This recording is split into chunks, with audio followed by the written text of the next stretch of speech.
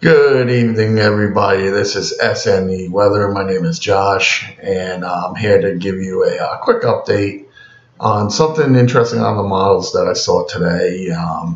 What you're seeing in front of you is the Euro, and I'm going to give you the GFS as well and what it's showing. And I'm also going to give you an idea of when to expect some warmer temperatures, some springtime warmth that could be on the way over the next about week and a half or so. But quickly, I just want to reiterate and say like my video, leave a comment, and subscribe to get yourself into a $100 gift card of your choice. The only thing I ask that you just leave an email and also send a picture back to us so we can post it on here and show that show all the winners on this.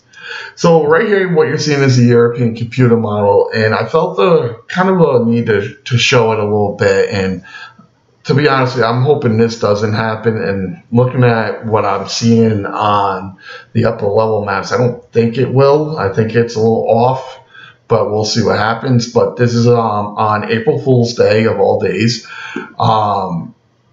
where we got a low pressure system coming out of the Gulf of Mexico region area. They're going to probably get some pretty good thunderstorms out of this as it's beginning to develop. And it starts moving up into the Carolina area. And this is going to be interesting because, as you can see, it looks like it wants to break some snow out. And you also see a secondary low pressure beginning to develop over North Carolina. And then by April 2nd, you got this low pressure system transferring its energy over to this low. And if I was a betting man, I'd say this low pressure right here is most likely going to come off here and then start heading out that way. If this model was correct. All right. Now, looking at the upper level maps, as I just stated, you know, I'm looking at this and I find some interesting standpoints here. You know, first of all, this upper level low is pretty back into the Tennessee River Valley there, and you see it moving forward and continues to move forward, and you can see a line right here. And you don't really see much of a curl. You don't see the curl until about here. So I think this is just a tad bit off a little bit. I think what the model is depicting here could be what's going to be right here, and which is a possibility. But you'll notice right here, though, that it looks like there's some energy starting to develop right over the Delmarva area. And if this develops here, you're going to see it come right up across here. If that were to happen, I don't think it's going to happen just because how far back this low pressure is. That's just my thought by looking at this. And there is also another wild card, and you don't see it on this too much, and that is a low pressure. And that was around. All right, 1 second. Actually, this one's not even showing that low pressure. All right, this low pressure being right here. Now the GFS keeps this meandering stalled out over here, which I'm going to show you in a minute. But you can see this is just developing and snow breaks out. And if you go by the upper level map, you'll just, like I said, you know, you can see that although it looks like something is trying to develop in that region, right around the Delmarva area, and try to come up and right across here. So we'll see what happens with that. So here's the GFS, and this is what I was talking about. You can see this low pressure center right out in here in the middle of the Atlantic Ocean, and you can see it starts retrograding backwards, which would make sense as you got a block in high pressure up here, and that would definitely do that. And you don't really see that on the Euro right here. You know, you do get a lot of high pressure back over here, but it's not as deep or as strong as you're seeing here. So we got to keep an eye on that, and it keeps the storm further out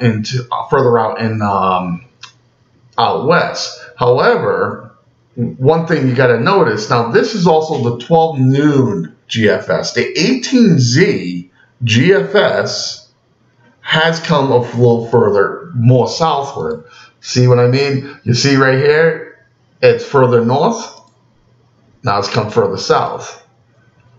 So it could be a trend in that direction. Could be they just all of a sudden meet up all in one place, and you know, you got a low pressure that goes up to like the New York area.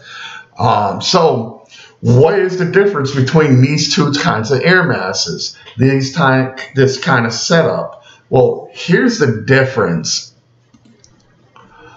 It's going to be here in the temperatures. So both now this is the European computer model, and it's showing, you know, we're going to start getting to the 60s by next Friday. Now along the coastline here, don't think you're going to get in the 60s. I think maybe upper 40s just because of how cold the water is. I mean, look at Nantucket. It's 46 degrees. And you might be saying, well, why is it like this? Why does this happen? Well, that's because this is the Gulf Stream. If these warmer waters were up here, the coastline would be just as warm as it is going to be inland. But because of the Gulf, because we don't get the Gulf Stream all the way up this far, well, that's the reason why you won't see warmer temperatures along the coast. So this is the euro, and if you continue to go out and further in time, and you can see it's almost 70 degrees next Saturday on the European computer model. Now you go a little further out in time on Sunday, you can see that there is what appears to be, and if you follow this right here, you'll see that there appears to be a cold front trying to come through, an injection of cold air. And this would be something that could set up a possible snow event early on the following week, which is interesting to see on the euro. So it comes down, and you can see it's just set up right here. You still got 60s, 50s, 60s, you know, mid-60s. Comes down further, and you can see that, you know, it's not really warming up too much, but you can see this right here. This is almost kind of looks like maybe a boundary setup for the storm system that is trying to develop right over here. So looking at the GFS now, the GFS, now this is, let's see, let's go back. So this is this Friday. You can say it's not as excited as the euro is on this, you know, but it's still mid-50s, not too bad for this time of year. You go a little further out in time, and here's Saturday, and you got a low 60s. You go out till about Sunday, and you're getting 70s inland, 70 degrees inland on next Sunday, which would be phenomenal. I would love that. Let those striper fish come right in.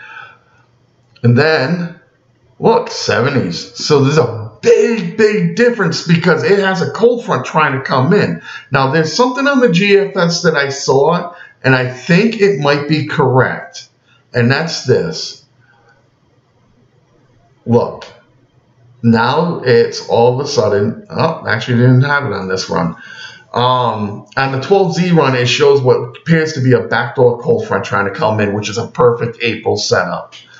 And look, 70s is again on Tuesday, and you go over into Monday.